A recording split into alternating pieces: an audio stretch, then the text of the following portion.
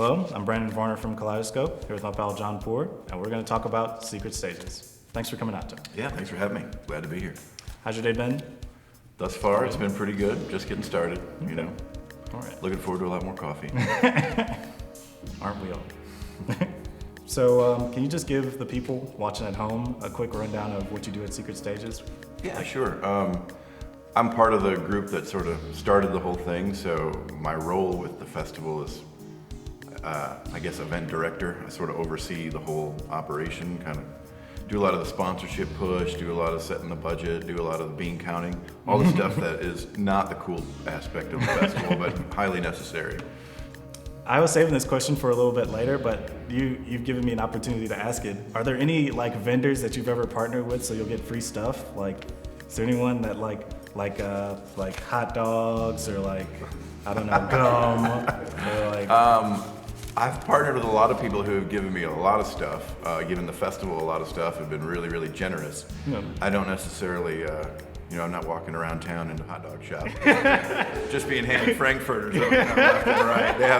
I haven't reached that status yet. It's not gonna be like, hey, maybe Secret Stages loves this ice cream shop if you give us some ice cream. Right. But I think it's more like they're looking at me going, we did all that stuff for you for Secret Stages. Why don't you come, repay the favor, bring me about 50 clients or something.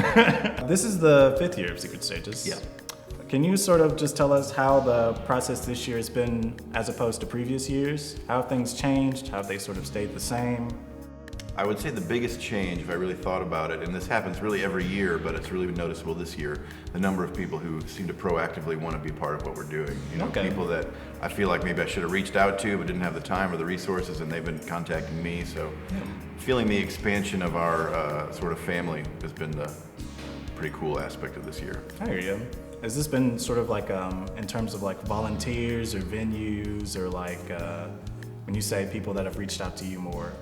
I'm thinking of businesses, I'm thinking of some restaurants, I'm thinking of actually everything you just said. I had a venue downtown on our footprint just contact me, say, I have a space, it's open, we just refurbished it, do you want to use it? Yeah. Stuff like that, or people, almost hounding me through, various avenues, whether email or social media, saying, hey, I want to help, can I help? And that's just, that's great. It feels great, yeah. So what are a few of the acts that you're excited about this year? Yeah.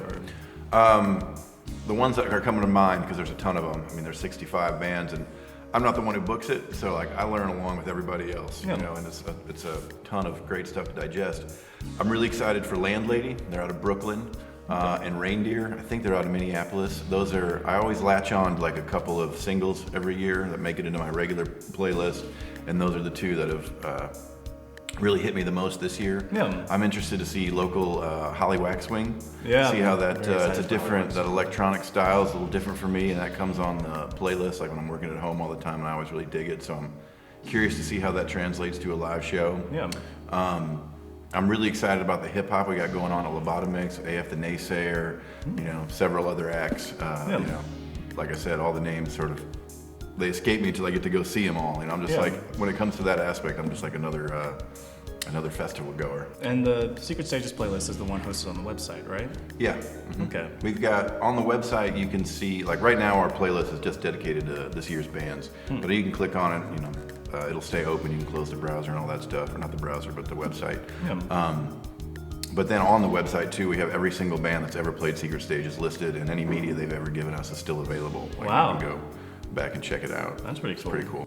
I noticed something on your page that I hadn't heard much about.